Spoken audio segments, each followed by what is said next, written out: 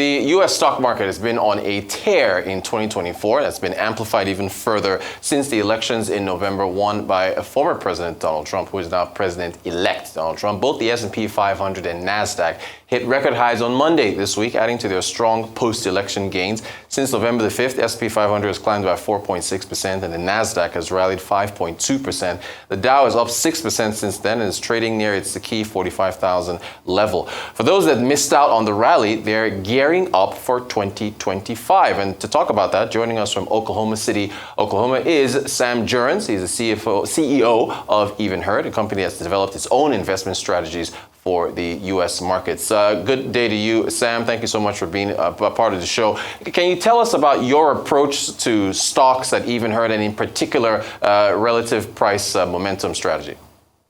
Yeah, absolutely. So relative momentum for us is a tool to kind of take out the market noise. If you want to think of a price index like the S&P 500, the stock chart is crazy, where if you could level that out and make it a straight line, that's kind of what relative momentum is. So you could view which stocks are performing better on the upside, as well as which stocks are underperforming as well.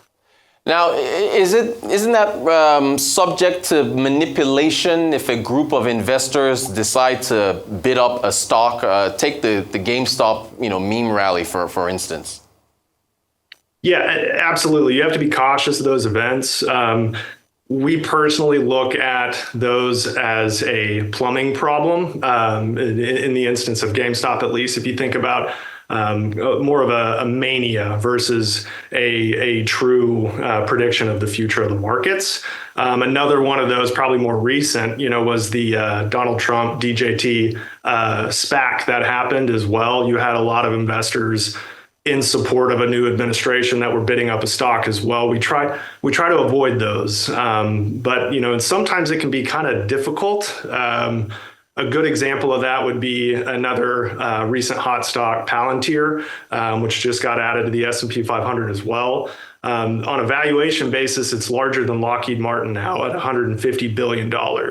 And they only have $3 billion in revenue. And so when you look at something like that, you say, sure, it may be $1 trillion stock. Are people bidding it up?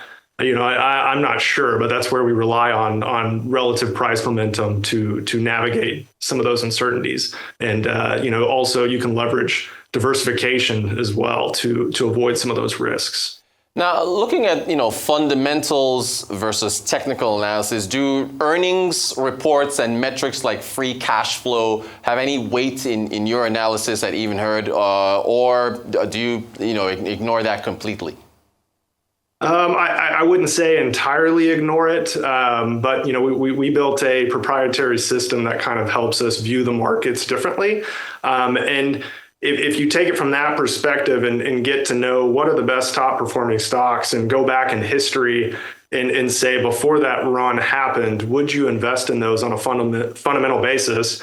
And in most cases, vast majority, there's not much fundamental unless you're trying to predict 10, 20 years out, which we don't have the ability to do that. So we just listen to the markets really through relative momentum.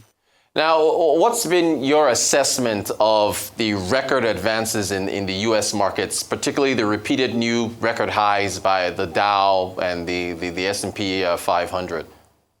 Yeah, absolutely. It's been a remarkable run. Honestly, not even just this year. It's been the last 15 years, especially the American markets. We had a small blip during 2020 with the pandemic, which was a extremely sharp correction, but vastly recovered within 6 months, which is also, pretty unusual for that to happen. Valuations currently are excessive, but that doesn't mean there's going to be, any near-term concern.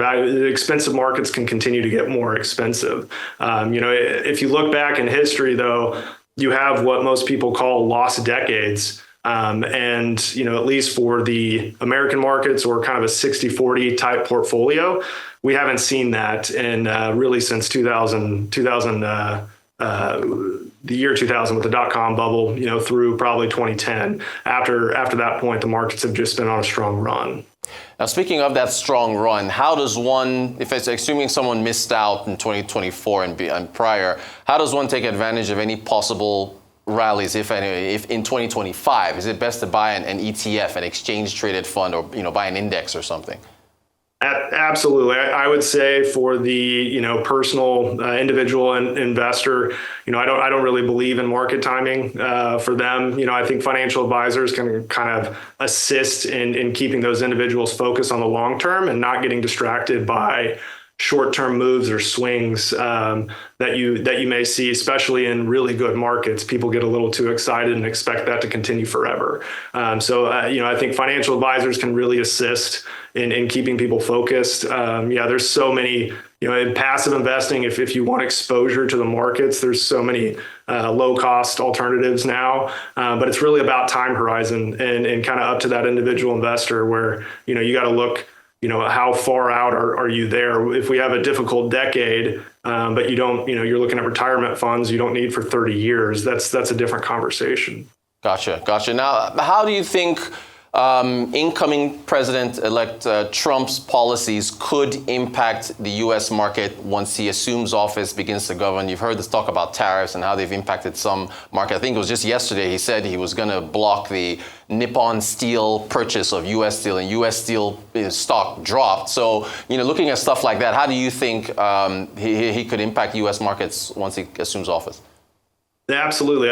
He is a lot more protectionist in some of those policies as well, which we saw, the first time around when he was in office. For me, it seems like a negotiation tactic right now that the markets, they're going to have to start digesting the realities moving forward. I think it could create significant turmoil, announcement to announcement, especially when you look at the Department of Government Efficiencies that they've now set up. America has been pretty reckless on the fiscal side of government spending, and they need to cut that. But in order to cut that, which they're claiming they're truly going to do, which I wasn't optimistic about until now, seeing who's coming in to do it. And if they do achieve success in that, it's not a perfect clear road. It's not a rosy environment. Not everything can go up like it has been. The markets are very excited right now and exuberant. I think long term, I'm a very big optimist, but I think a lot of those policies, they're gonna have some winners, they're gonna have some losers through that, and navigating that is going to create some volatility, because if there's anything markets don't like, it's uncertainty. The markets don't care too much if it's a pretty reasonable, reliable outcome. But in this case, if news headlines keep changing day to day with different policies, it could bring quite a bit of turmoil. Just to stick with Donald Trump for just a moment, I mean, he does say he's seems to be for deregulation. He's talked about drill, baby, drill, things like that. Does that probably support oil stocks, fossil fuel stocks, for instance, or deregulation supporting bank stocks? Are those part of like the winners you think would be in a Trump administration on the markets? I would say on a deregulation basis, those are probably two of the largest highlights. Although the financial space, especially regional banks in particular, have been really strong since he won the election. I think those are pricing more of a steeper yield curve rather than necessarily just deregulation. And on the energy side, oil hasn't really gone anywhere, and I think you could argue prices would move lower. America is already the number one oil producer in the world right now, and that's at very low rig counts relative to history as well. And so, if we do increase rig count and more production from that standpoint, you could have a pretty big argument for lower oil prices as well, which, it depends company by company which ones may benefit from that. Gotcha. I want to move to technology. You're a tech enthusiast. Tech stocks have done pretty well. AI stocks like NVIDIA in particular. What's your outlook for tech stocks? Will that rally still continue in 2025? 2025, I think it's reasonable. I've watched a lot of exuberance in the markets, and if you went back maybe 12 months ago, all anybody talked about was an AI bubble. Today, AI looks relatively cheap relative to a lot of the rest of the markets that have just absolutely gone gangbusters in the last 2 months. And so I think from that perspective, long-term perspective, technology is one of those areas that I think will always do well. You're talking about if you look at more established companies that have, incredibly high margins, high free cash flow, low capex, low working capital requirements. That's hard for any other industry to really compete with on that kind of metric. And so I think technology in moderation is always a good place to be invested. Although like we mentioned earlier, valuations are high almost across the board. So is that mostly driven by the investment case for artificial intelligence? Previously, but now you look at a lot of those stocks, semiconductors just now came back to life, probably within the last month. They've had a really rough go since March. NVIDIA has stabilized as well, and it's done decent, especially, year to date. I'm just looking the last few months, it's been pretty flat. But that's, NVIDIA's valuation for a company that is you talk about the pinnacle of AI, the company that's defining the path forward, and it's trading at, call it a 30 just actual earnings multiple. That's not excessive in my opinion for what they're doing, and especially for what I believe AI will do, in the next 5 years, let alone the next 10 years.